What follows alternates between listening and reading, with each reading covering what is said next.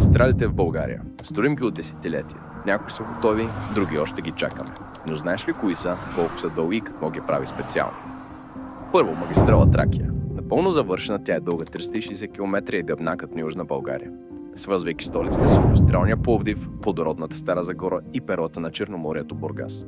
Построена е на етапи между 1973 и 2013 година.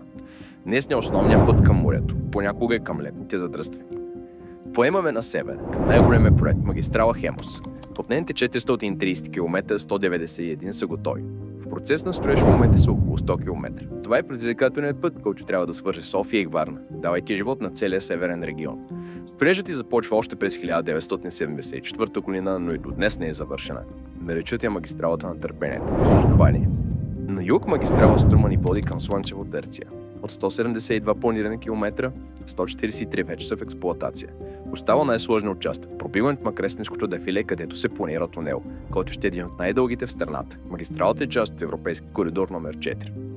На югоизток напълно завършената магистрала Марица е нашата бърза връзка с Турция и Азия. Дълга 117 км, тя е ключ с коридор за пътуване и търговия.